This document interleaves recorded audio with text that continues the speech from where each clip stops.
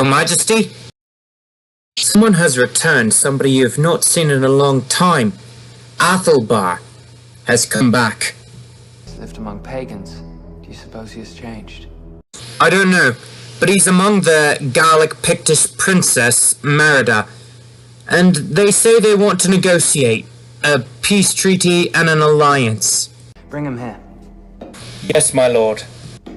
Æthelbar, King Alfred requests your presence immediately.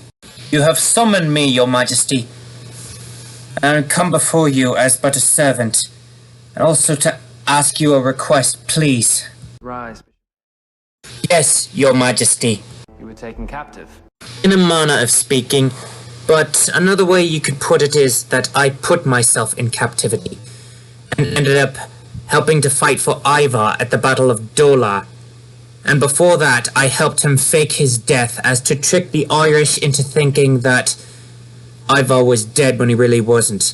But after he tried to kill me, I switched sides to the Pictic Celtish kingdom of Dunbruch, and there we defeated Ivar at the Battle of Castle Dunbruch. I don't trust him, your highness. He joins the very people that conquered his lands of Northumbria, and then he turns on them as soon as it is in his own personal interest. How do we know that Ivar really betrayed him? And if Ivar did betray him, how do we know that he wasn't just trying to seek personal fame and glory? How do we know that he won't betray us? And that's what I like about you, West Saxons. As a matter of fact, today, you are now more godly than the rest of the Anglo-Saxon peoples. You don't judge me just because I'm a bastard, but you judge me based on my past behavior. And understandably so, my lord Odda. But if you believe that I would betray you and betray your king, kill me now. Here, take my sword. Do it. Oh, I see now. It was this godlessness that ended up making them distrust you. Among both the self-righteous lukewarm among Northumbria and the heathen among the Vikings.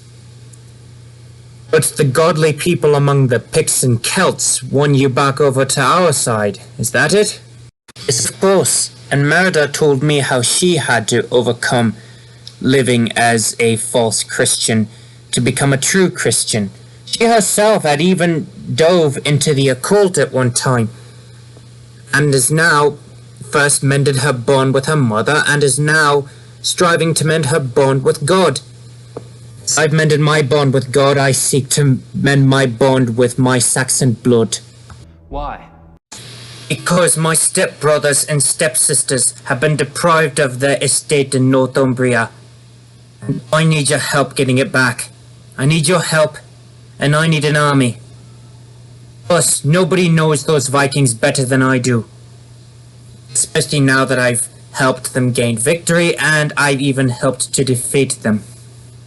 With the man who killed Ivar, perhaps they will be too afraid to stand up against me in the field of battle. I have every intention of... You're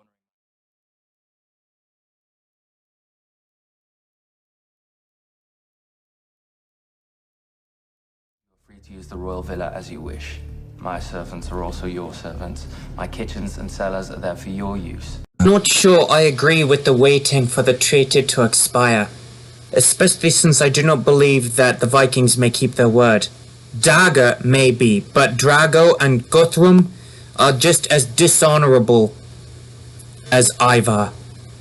But thank you, my lord. It is not for my sake, but for my family's sake.